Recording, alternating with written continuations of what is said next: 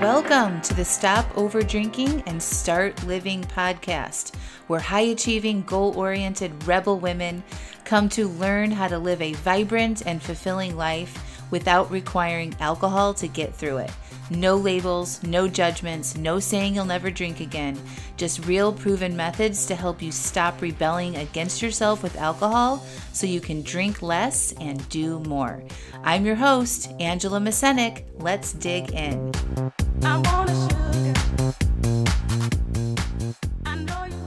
Welcome to episode 250, Proactive versus Reactive and Fighting for Your Problems.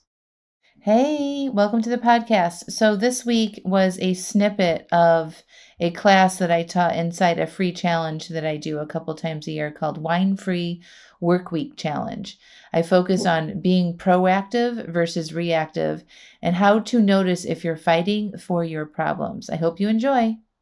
So proactive versus reactive is something that I've been really thinking about because when I observe myself living my alcohol-free life and taking care of myself and, having boundaries and managing my mind and feeling my feelings, like everything that I'm teaching you all, this is all very proactive of me, right? So I know how to take care of myself in a way that supports the lifestyle that I want to live. And my lifestyle that I want to live and have chosen to live is to be alcohol free. Now, I don't ever say I'm never going to drink again or anything like that. I don't like those kind of rules, but I enjoy not drinking. I really, really, really enjoy it. Okay. Like my life is significantly better without alcohol in it by about 1,000. It looks completely different than it used to. I don't have the distraction of it. I don't have to worry about over drinking or not getting good sleep or being hungover or not drinking and driving or not being available if my kids need something in the middle of the night. Like I really, really love that. Okay. And I loved it from the very beginning. When I first started my own work to stop over drinking, I took 90 days off of alcohol. And during that time, I did the internal work. I learned how to feel my feelings. I set boundaries. I started taking care of myself. I started taking care of business, unfinished business that was stacking up. And I really liked that clarity and the health that I felt and waking up excited about the day. I hadn't felt like that excitement in a long time. So then I went back and I started drinking a little bit. I moderated and planned my drinks and didn't overdrink, but it didn't feel the way it did when I wasn't drinking. And so I finally came to the conclusion that I just don't want to drink. So since then, it's been over 5 years now, I reflect on my day-to-day life consistently. And I look at what do I do that helps me stay alcohol free? And it's all about being proactive. Looking ahead and thinking about the big challenges I might have this week, or is there big travel times coming on, or am I having a condensed amount of work in a short amount of time? Like this Wine-Free Workweek Challenge is definitely a lot more work than I normally do on a standard week in my business. There's a lot of people here, there's a lot of administration behind the scenes to pull this thing off. So when I look ahead to my weeks or my weekends or even just my days, I'm like, okay, where can I fit in the things that I need to do to keep myself feeling good?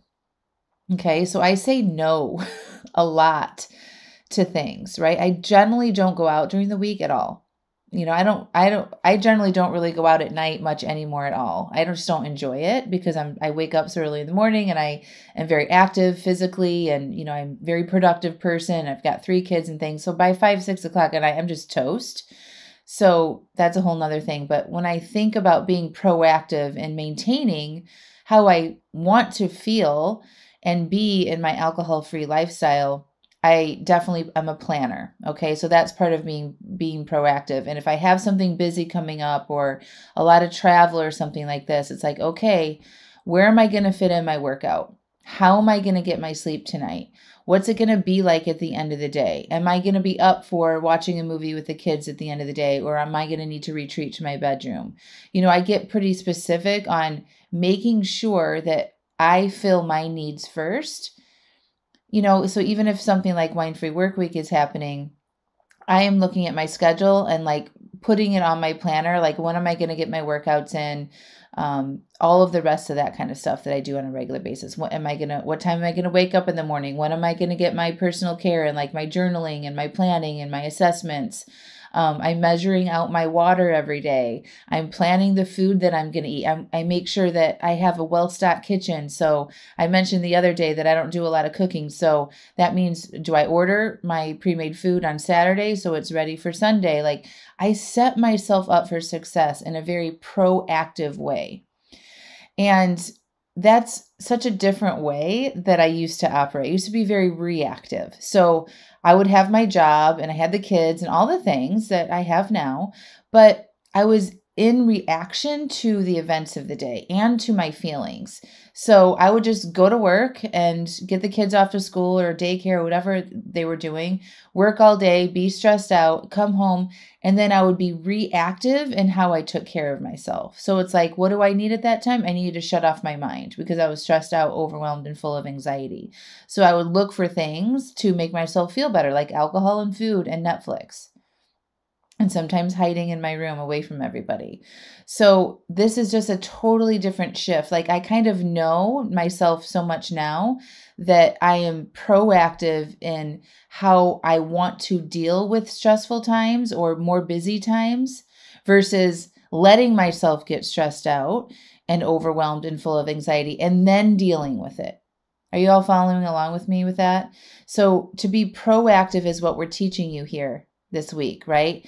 Check in with yourself. Yesterday, we talked a lot about, saying no to stuff, setting yourself up for success, thinking about how you want to show up for yourself at the end of the day, right? So if you need to have like a little tea station or your mocktail station set up, or, your bedroom is all nice and clean and you've got your bathroom sink cleaned out, where as soon as you get home from work or whatever, however you're ending your day, you can go up there and start that routine for yourself.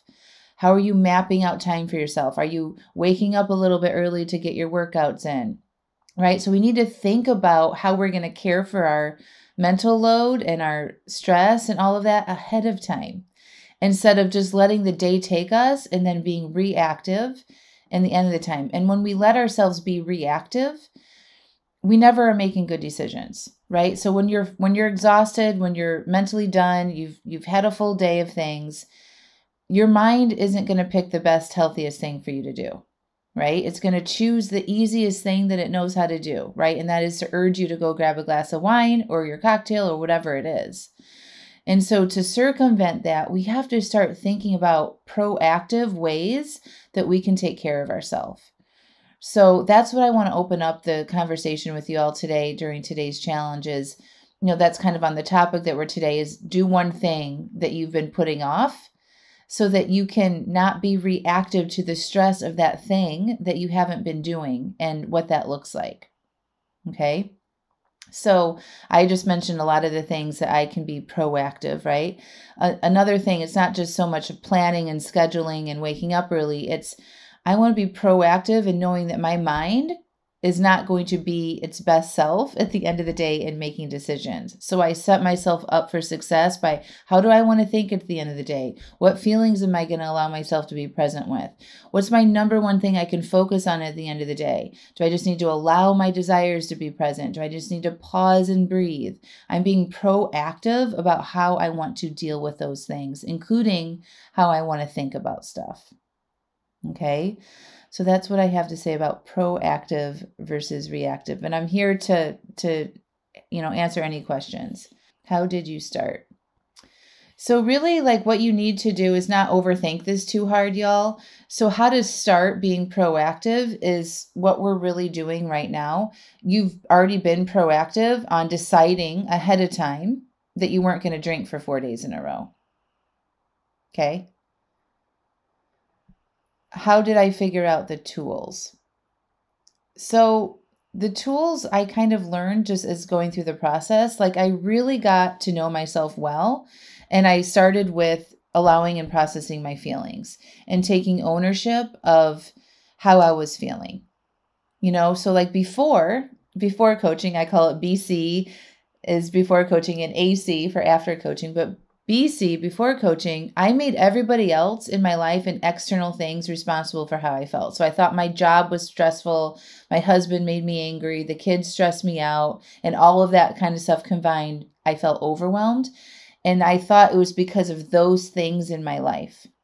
But with life coaching, I learned that my feelings of overwhelm and anxiety were caused by how I was thinking about all those things in my life. And so the first step for me was taking ownership of that. It's like, I'm the one that creates my thoughts and feelings. Yes, I get triggered. External things trigger my mind, but ultimately I get to decide if I want to keep thinking that way and feeling that way. Okay. So that was the first step. And then being intentional and proactive, I would decide and write down what I wanted to eat and drink ahead of time. Right. So I would actually make a written plan for myself. And this is what I teach my clients inside all of my coaching programs. And we're going to talk a little bit about that today. So taking ownership of my thoughts and feelings, not blaming it on other people, right? We're grown-ass adults. The way we think and feel is on us now. Yes, things have happened in our past, but now if you want to change your behavior, you have to take ownership of how you think and feel about stuff. Because that is internal. Your thoughts and feelings are internal, and that's your job to kind of manage that, okay? Making a written plan, that's being proactive, okay? Thinking about obstacles ahead of time. Look ahead to your weekend. If you have a trip or something come up, you look ahead and you decide what you're going to do ahead of time. That's being proactive. So it's very basic and simple to start.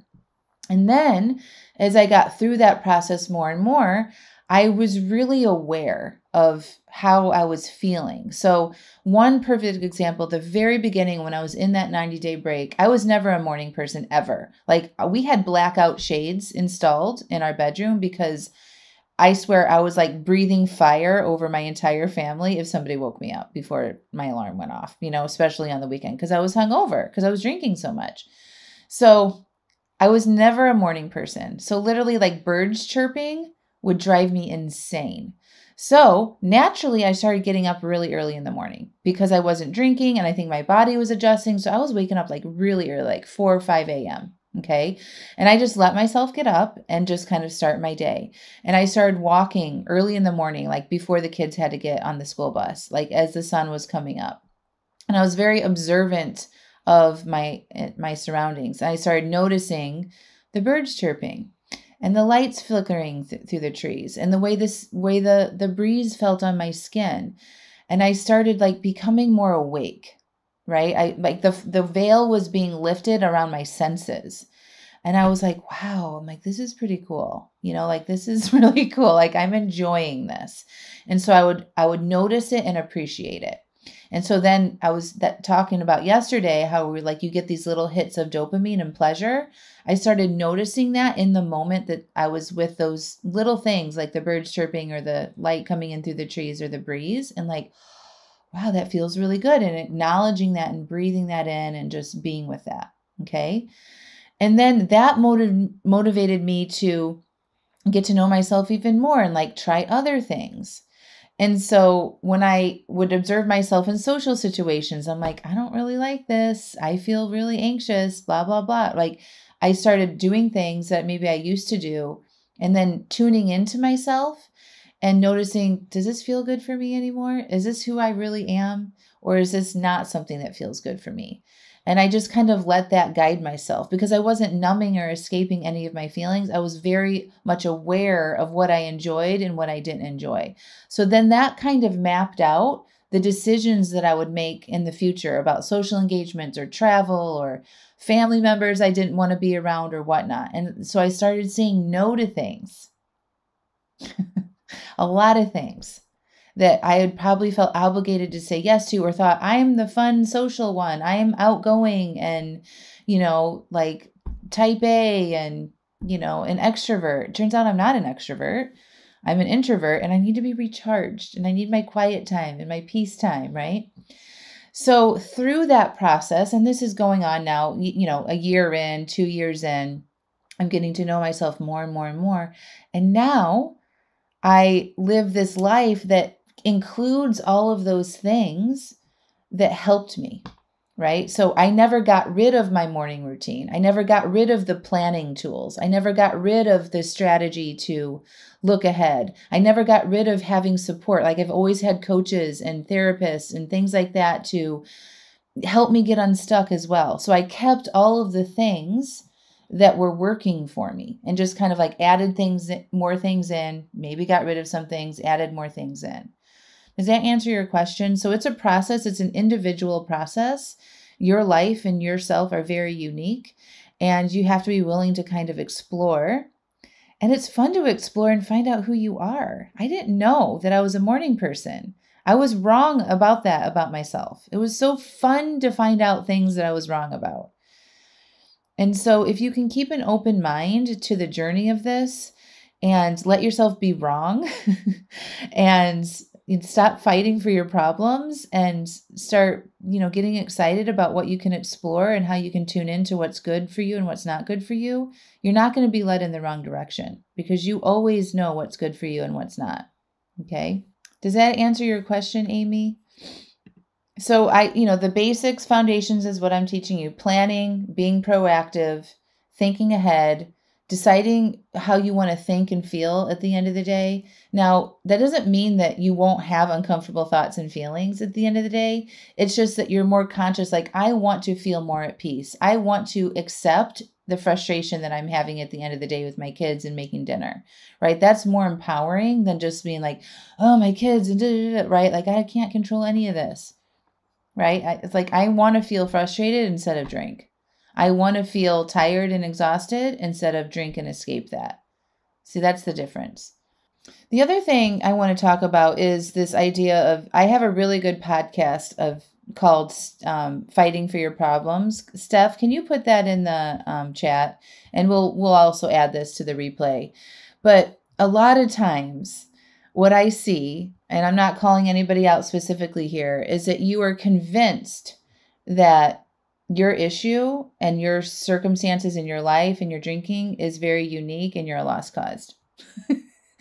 And when you fight for that, so I'll be like, okay, tell me about your life. And, if you don't have any friends or if you don't have a support network or something like that, and you tell me all of the reasons why it's very difficult for you to not overdrink, right? Your husband drinks and all your friends drink and you don't have any family and everybody, like all these things, like, and you're convinced that because of these circumstances that for you, it's very difficult. Okay. And when you keep telling yourself those stories, you're basically fighting to keep the problem that you have. Instead, like when you complain about things to your friends and your friends give you ideas and you're like, but no, that won't work for me. And I've tried this and that's fighting for your problems. Okay. And if you want to make changes, you got to stop doing that. You have to recognize, I hear myself. It doesn't sound like I'm very open to changing or any of these ideas that are giving to me. Could I be fighting for my problems? Chances are you are. It's a very normal human thing to do, by the way. So like, don't beat yourself up if you find yourself doing that.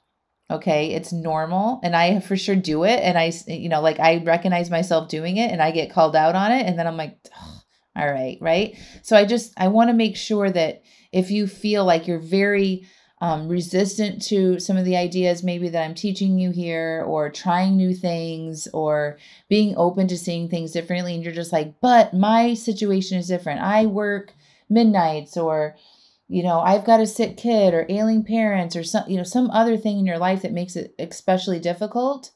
We all have that going on. We all have complicated lives. Nobody's lives is so perfect that they have all the time in the world to figure this stuff out. You've got to decide that you are the one that is going to be able to figure this out. Only you. Nobody is going to be like, you know what? We're going to line it all up. I'm going to take the kids. I'm going to start taking care of the ailing parents, and I'm going to heal all your grief. And we're just going to give you this platter of space and time and openness and positive thinking, and you're going to figure this out. It just doesn't work like that. So you have to decide that you're done kind of fighting for your own problems, and you got to decide, maybe I'm wrong about this. You know, I was wrong about so many things. I was wrong about thinking that people that didn't drink alcohol weren't fun. I was so wrong about that. But I was convinced at the time that that was the truth and that I was more fun with that I was drinking. I was so glad that I proved myself wrong on that, right? I was wrong about the mornings. I was wrong about loving exercise. I was wrong about all of the things. It's easier to like blame the circumstances in your life than to take responsibility for it. But it's 100% worth it. And if you can do it, the other side of that is freedom and empowerment, and you really feeling like you're living the life that is the right life for you.